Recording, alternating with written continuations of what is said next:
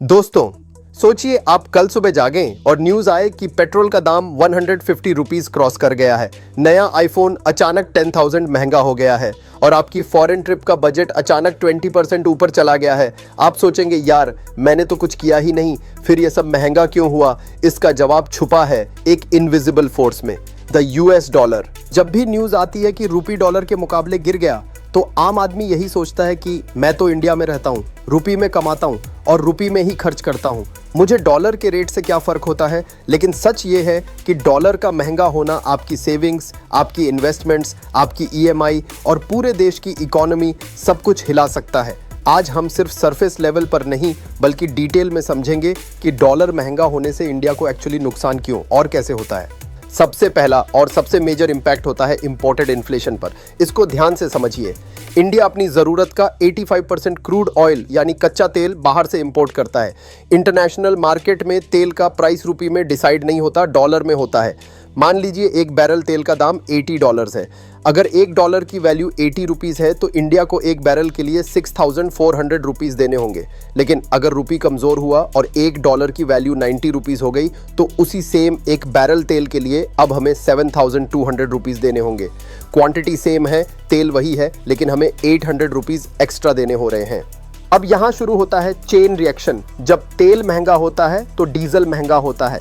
जब डीजल महंगा होता है तो ट्रक्स का कॉस्ट यानी ट्रांसपोर्ट कॉस्ट ऊपर चला जाता है और जब ट्रक्स का कॉस्ट ऊपर जाता है तो ट्रक में आने वाली सब्जी, दूध, रेशन और आपका ऑनलाइन ऑर्डर सब कुछ अपने आप महंगा हो जाता है। इसे कहते हैं इंपोर्टेड इन्फ्लेशन।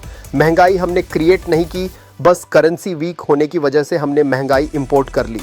लेकिन बात सिर्फ तेल पर नहीं रुकती। हमारी डेली लाइफ की बहुत सारी चीज़ें इनडायरेक्टली डॉलर पर डिपेंड करती हैं। क्या आपको पता है इंडिया अपनी ज़रूरत का 60% एडिबल ऑयल यानी खाने का तेल भी इंपोर्ट करता है। पाम ऑयल, सनफ्लावर ऑयल, ये सब डॉलर देकर आता है। जब डॉलर स्ट्रांग होता है तो आपका किचन बजट हिल जाता है। इसके अलावा इलेक्ट्रॉनिक्स, आजकल मोबाइल फ़ोन्स इंडिया में बन रहे हैं मेक इन इंडिया के तहत, लेकिन उनके अंदर के हाईटेक कंपोनेंट्स जैसे चिप्स, प्रोसेसर्स, डिस्प्ले स्क्रीन्स, ये सब अभी भी बाहर से इंपोर्ट होते हैं। जब डॉलर स्ट्रांग होता है तो कंपनीज के लिए ये रॉ मटेरियल महंगा हो जाता है। रिजल्ट, वो अपना लॉस कवर करने के लिए फोन का प्राइस ऊपर कर देते हैं, यानी एंड में नुकसान घूम फिरकर कंज्यूमर का ही होता है।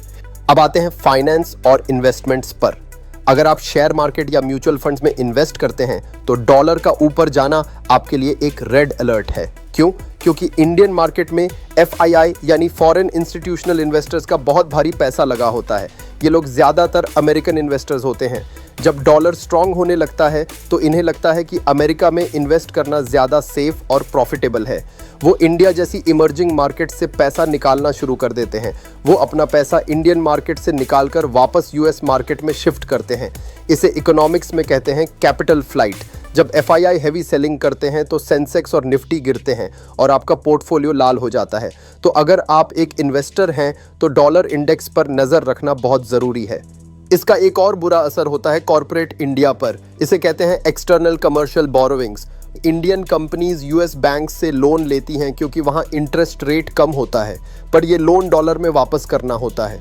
एग्जाम्पल के लिए, अगर किसी कंपनी ने $10 मिलियन का लोन लिया जब डॉलर 80 रुपीज़ का था तो उन्हें 80 करोड़ वापस करने थे। अगर डॉलर 85 का हो गया तो लोन वैल्यू अपने आप 85 करोड़ हो गई।